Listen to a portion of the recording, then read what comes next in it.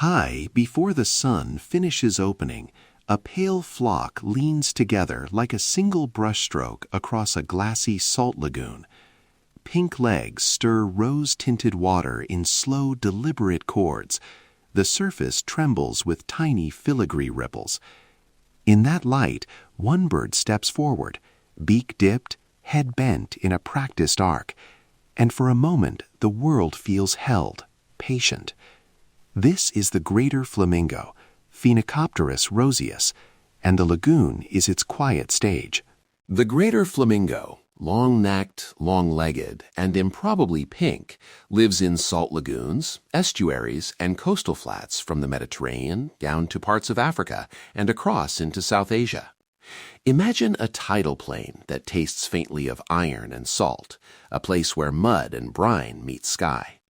These saline places look spare at a distance, but up close they hum with tiny life, brine shrimp that make the water shimmer, algae that bloom like a ghostly paint.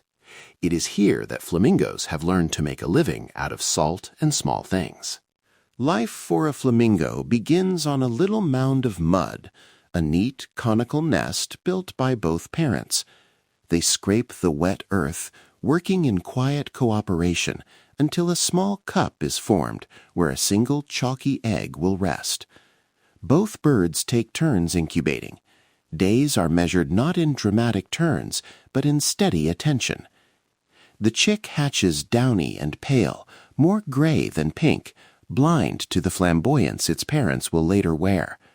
It depends almost entirely on that parental rhythm: warmth, regurgitated food, protection from the first winds and the first curious gulls.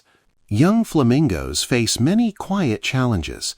Disturbance from people walking too close can send parents off the nest and expose chicks to heat or predators. Shifts in water quality, too fresh or too polluted, can change the tiny food web the chicks rely on. Yet there is resilience here. Chicks huddle under a parent's wing, they learn to feed in shallows, and their social instincts pull them back toward the flock. It's important to say this plainly. The greatest risks are often human-made and avoidable. With care, these birds persist. Without it, the fragile balance tips. As adults, flamingos are specialists of the shallow. Their bills are marvels of engineering, curved with fine lamellae inside that act like a sieve. They take in mouthfuls of water and mud, then pump the fluid out while trapping tiny brine shrimp, algae, and other microscopic morsels. That pink hue, so often admired, is not paint but diet. Pigments from their foods slowly color their feathers over time.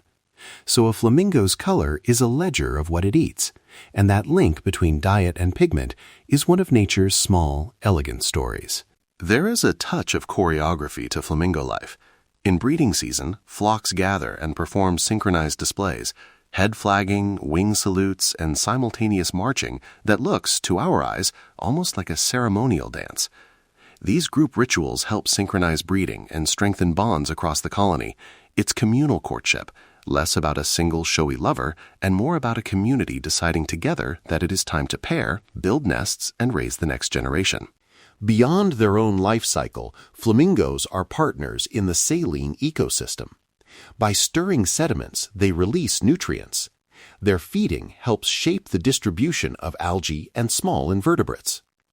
In many places, traditional saltworks and shallow lagoons, managed for both people and wildlife, provide habitat that flamingos use. But those same places are sensitive to water diversion, contamination, and rapid land use change. When we speak of flamingos as stewards, it's a careful phrase. They are part of a living balance, not guardians by choice, but contributors by existence. If you ever watch flamingos in the wild, please remember some quiet ethics. Observe from published distances, use binoculars or a scope rather than wading in. Do not approach nesting islands, and never share precise colony coordinates online. That well-meaning curiosity can become a real threat. And please, do not feed flamingos. Human food upsets their delicate diet and can harm them. Curiosity is good, disturbance is not. We honor these birds by giving them the space they need. There are modest, region-aware steps listeners can take to help these saline places, Support local wetland trusts that steward salt lagoons, reduce runoff by using fewer fertilizers in nearby watersheds, and volunteer or donate to vetted conservation groups that monitor nesting sites. If you are inspired to act, consult the show notes for vetted regional partners rather than improvising interventions. Local authorities and experienced trusts know what suits a specific lagoon. Good intentions need local wisdom to be effective. Now I'll leave a short window to listen. Let the sound of lapping salt water, distant flock murmurs, and wind across the flats settle in. 45 seconds to breathe with the lagoon and notice how the small sounds become a kind of slow music. And there, after a breath of the salt air, we return. The flamingo's life, in its quiet choreography of feeding and dancing, teaches a small generosity, to work with what the place offers, to move as a community, and to color oneself from the world's simplest foods. In that moment, we see nature's quiet wisdom. If this story brought you calm or nudged a new curiosity about saline wetlands, I invite you to stay with Avian Tranquility. Subscribe so more single bird stories can find their way to you.